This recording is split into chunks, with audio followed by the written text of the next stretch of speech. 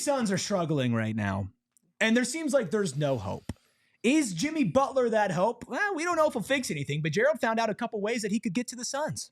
Yeah, so let's go ahead and go with our first trade here with the Chicago Bulls one that we cooked up here. This is one we've talked about in the past. So Suns receive Jimmy Butler.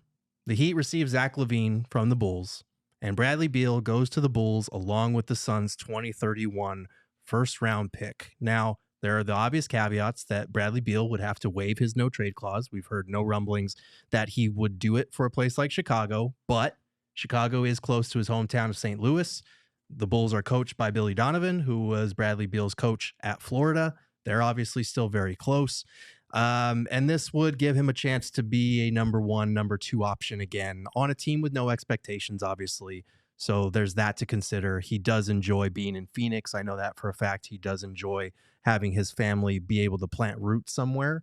But I feel like we're getting close to the point where he would consider waiving that, especially even before the benching. Like with the benching, it feels pretty clear the Suns are kind of trying to nudge him. Be like, hey, have you thought about life somewhere else where you could be a starter again? Do the Heat want Zach LaVine and the money that he still has on his contract? I don't know. But he's a younger version of Beal. He's a better version of Beal. He's a better fit for them, like position. Like I know he still plays like shooting guard, but he slides over to the 3 a lot more easily than Beal would. And playing him next to Hero seems more feasible and has the physical attributes for Heat culture. Are you pressing the yes button on that trade, Steven? I mean, from a Suns perspective, absolutely. What about from a Chicago? You're a Chicago guy. What about from a Chicago perspective? I'm a Chicago Bulls guy, though. I know you're not a Chicago Bulls guy. Just so but you're a Chicago guy. I lived in the city. Just because I lived in the city. You tell me you don't know Bulls basketball. I know about the Bulls. So if you were in the Bulls front office, would you do this trade? I would not do this. I see you over there with the foam finger. Number 1 Chicago Bulls fan. Anyways, keep your hands to yourself over there. Oh, we got Steven to make a joke. But anyways, I'm messing around. But no, I don't. If I was a Bulls executive, I wouldn't do it. But I guess maybe they need to see. For me, with the Bulls in particular, with Zach LaVine, he should have been traded 2 seasons ago, if I'm being completely honest. Yes. And his value has depreciated over time. If this is the best offer that they can get as they scour for other things, then I would press it if I'm, again, speaking from a Bulls perspective. But just looking at what they could have had over the years, this just seems so low compared to those things. Yeah. And honestly, it kind of feels low because Zach LaVine has had a good season. Yeah, he's been an all-star caliber guard this season. Right. So it feels like he's played his way to above maybe, especially if you're saddling them with Bradley Beal's contract. Like 1 first-round pick doesn't feel like it's going to be enough for me from Chicago's point of view. And again, as good as Zach LaVine has been, and I think it makes the Heat younger and while also keeping them competitive so they can keep those 2 first-round picks that are potentially at stake if they miss the playoffs this season. I don't know if they want to take on more long-term salary if they're getting rid of Jimmy Butler. So I feel like Zach LaVine has played well enough to warrant a look if you're a team like Miami. I don't know that you're going to get a better player in a Jimmy Butler deal, but I do know like they want to take on expiring contracts. They want to take on draft picks. They want to take on maybe a win now piece. Zach LaVine only checks one of those boxes. And I'll say this too, to the Bulls point, and I had to take a deep breath before I say this. That's fair. They traded Alex Caruso to a team with the most draft picks. Yeah. And they're a litany of prospects.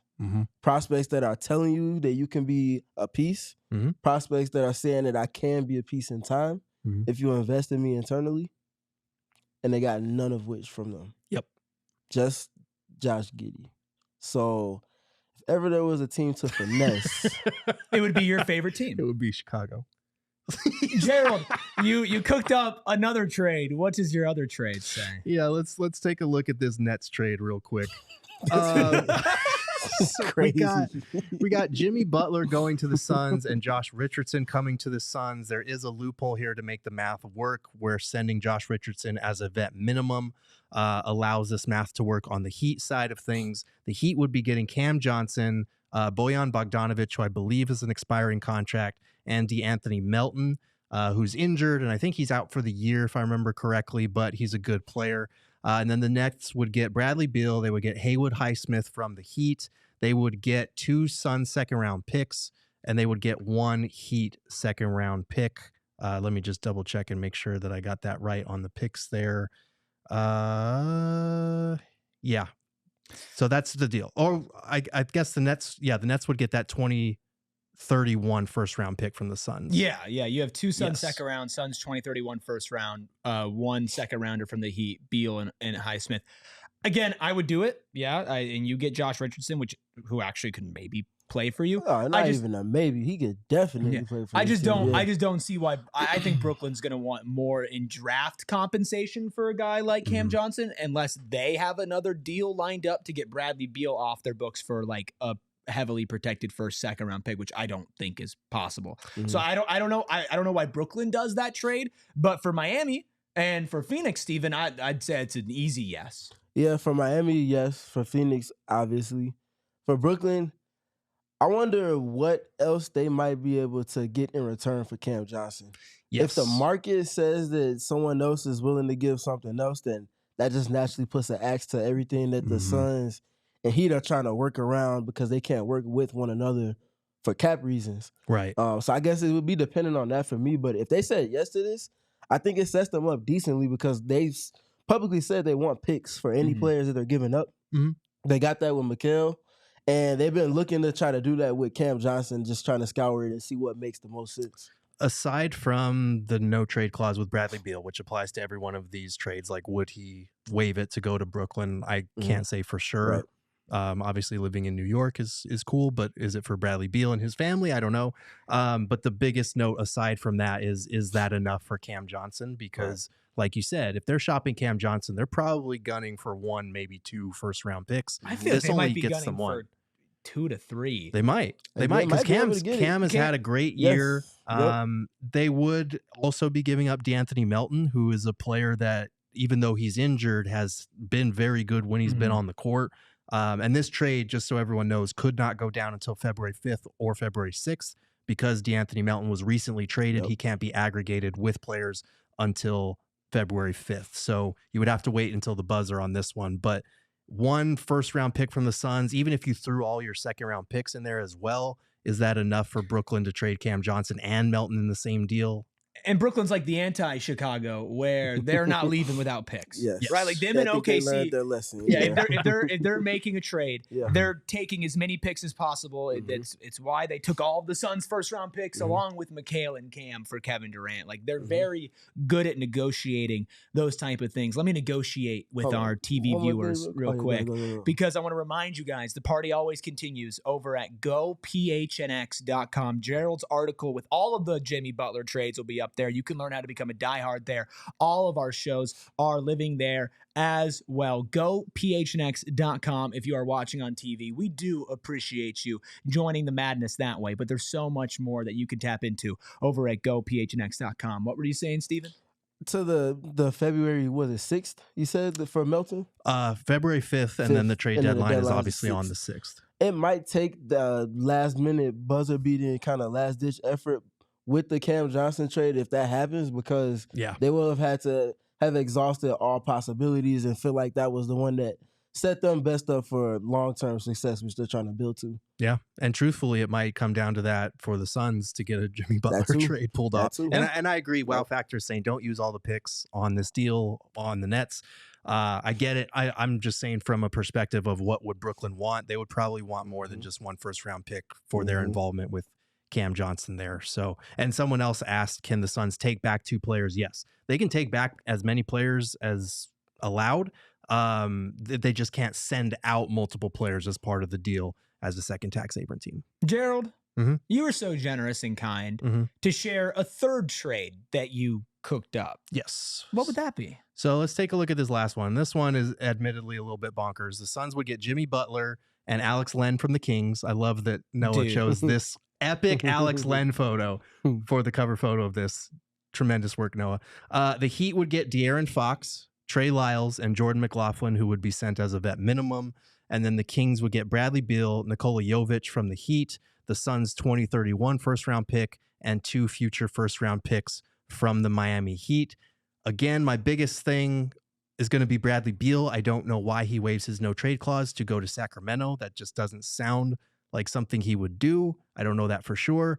And also his 3 first-round picks and Nikola Jovic enough for the Kings to get rid of De'Aaron Fox. Things would have to really tank in the next month. And we're keeping an eye on that situation. Don't get me wrong, because like De'Aaron Fox does not seem happy in Sacramento, but over the next month, he would kind of have to force his way out. And I still don't know if 3 first-rounders and Nikola Jovic is enough value for them. In a different manner, but very, very similar context, De'Aaron Fox did not sign his extension with the Sacramento Kings, not unlike Jimmy Butler didn't with the Miami Heat. That is true. Now, obviously, with the Kings, it was De'Aaron Fox's decision because he said they needed to prove to him that they were setting themselves up for success for him to sign and ink his name to a deal that extends past this season. Right. And for Jimmy, it was the Heat saying that we're not ready to do this yet. But it's still the same thing. If you have a disconnect there with the franchise and the franchise player, and he decides that he wants to go elsewhere, that could be enough to sway things. And I can speak for all of my Miami Heat reporter mutuals and fan mutuals that they would love to see a point guard the caliber of De'Aaron Fox because the Heat have not had a point guard like that since Tim Hardaway Mario Jr. Chalmers. I'm kidding. I mean, you said Mario Chalmers. I went way fast. I'm kidding. Definitely not Mario Chalmers, Kansas legend. I would do that deal in a heartbeat. I honestly, unironically, I think Alex Len would be a massive upgrade at center for the Suns. I don't even think he's that good. I need anybody. And people are saying Alex Len is a bum. I don't care. Alex Len is just a throw-in to make the math work. I don't Alex care. Len is I want Alex Len. That's where I am at this point. Like, clip it. I want Alex Len on the Phoenix Suns. Okay? Do not clip this. The Phoenix Suns lost to the Charlotte Hornets by double digits on January 7th, 2025. And I'm here begging for my favorite team to trade for Alex Len, one of the biggest busts in their draft history. Do you think we're okay? That's tough. Are things okay? They're not okay. They're not okay. But you could just waive Alex Len and then make a separate trade for Nick Richards. Alex Len is Alex Len is a throw-in in this deal just to make the math work. If we have Alex Len on the roster, we're waiving a center. It's not Alex Len. Who are you waiving? Mason Plumlee. Okay. Because you can't waive Yusuf Nurkic. Yeah. Espo says, quote, Alex Len is a bum, end quote. Sounds like he'd fit right in. That's brutal. So the thing, if this team had Jimmy Butler and a center rotation of Nick Richards and Alex Len, we're winning it all. We're winning it all, bro. I don't care. We're winning it all. Winning it all in Alex Len's name in the same conversation.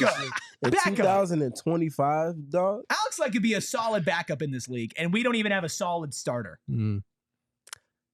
Yeah, I can't Obviously, argue I'm with coping, guys. No, Obviously. we're all what coping was that right you just now. said about the Game of Thrones and the man with the sword? And That's me with Alex Len. That's literally That's you you by with Len. yourself right I just need now. somebody who will look at the rim and dunk. Yeah, that would be nice. But again, this is just the teaser for tomorrow's article. I've got 7 different teams for 3-team trades, and I've got multiple trades per team. So that's going to go up at gophnx.com tomorrow morning. So make sure to check that out. Hopefully this will tide you over until then. Yeah, no show tomorrow, so make sure you spend all day staring at Gerald's article and just telling yourself, how did we get here? But don't worry, even though we're here together. All of us, the PHNX Suns community. They're thick and thin, even when we want to pull our hair out. We